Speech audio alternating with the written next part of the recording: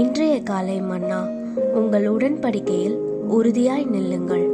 பலியினாலே என்னோட உடன்படிக்கை பண்ணின என்னுடைய பரிசுத்தவான்களை என்னிடத்தில் கூட்டுங்கள் என்பார். சங்கீதம் 50:5. வெளிப்படுத்தின விசேஷம் 12:1 சந்திரன் மீது நிற்கிற ஒரு ஸ்திரீயை குறித்து நாம் வாசிக்கிறோம். இந்த ஸ்திரீ தேவனுடைய சபையை அல்லது தனிப்பட்ட ஒவ்வொரு விசுவாசியையும் குறிக்கிறது. சந்திரன் தேவ கிருபையை குறிக்கிறது. நிற்பது என்பது நமது உடன்படிக்கைகளிலும் அர்ப்பணிப்புகளிலும் நாம் உறுதியாய் நிற்பதை காண்பிக்கிறது. எனவே சந்திரன் மீது நிற்பது என்பது நமது உடன்படிக்கையில் நாம் உறுதியாய் இருக்கும் போது நமது வாழ்க்கையில் நாம் கிருபையுள்ளவர்களாய் இருப்போம் என்பதை வெளிப்படுத்துகிறது. நமது உடன்படிக்கைகளில் நாம் உறுதியாய் இராமற் போகும்போது உண்மையில் நாம் நமது கால்களை தேவ கிருபை நின்று விலக்கிக் கொள்கிறோம்.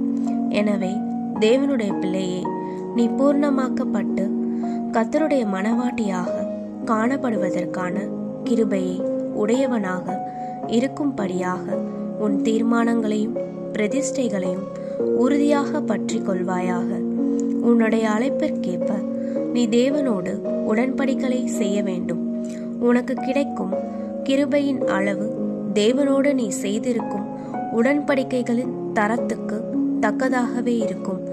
நீ ஒரு தேவ ஊழியனாயிருந்தால் அல்லது நீ தேவ ஊழியனாய் இருக்கும்படி அழைக்கப்பட்டிருந்தால் தேவனோடு உள்ள உன் உடன்படிக்கை அதற்கேற்ப ஆழமானதாய் இருக்க வேண்டும். அப்போது அவ்வாழ்க்கை வாழ தேவையான கிருபை உன்மேல் பொழிந்தருளப்படும். சீயோன் மலையை குறித்து அது என்றென்றைக்கும் அசையாமல் நிலைத்திருக்கும். சங்கீதம் 125:1 என்று கூறப்பட்டுள்ளது. எனவே தேவ பிள்ளையே, அக்கினிமயமான சோதனைகளில் எல்லாம் உன்னால் முடிவு பரியந்தம் உறுதியாய் நிலைநிற்க கூடுமா என்று சந்தேகிக்காமல் கர்த்தருக்கு ஊழியம் செய்யும்படியாக தைரியமாக அடியெடுத்து வைப்பாயாக. எல்லையற்ற அவரது கிருபையின் மீது நம்பிக்கை வைப்பதன் மூலம் நாம் சீயோன் பர்வதத்தை போன்றதான என்றென்றும் அசையாத ஒரு ஜீவியம் செய்யலாம். மலைகள் விலகினாலும் அவரது கிருபை நம்மை விட்டு விலகாமலும் அவரது சமாதானத்தின் உடன்படிக்கை நிலை பெயராமலும் இருக்கும் என கர்த்தர் கூறுகிறார். நாம் கர்த்தரோடு உள்ள நம் உடன்படிக்கையை விட்டு விலகாதிருக்கும் பட்சத்தில் அவரது கிருபையையும் நம்மை விட்டு விலகுவதில்லை. வெற்றியுள்ளதோர் கிறிஸ்தவ வாழ்க்கையின் ரகசியம் இதுவே.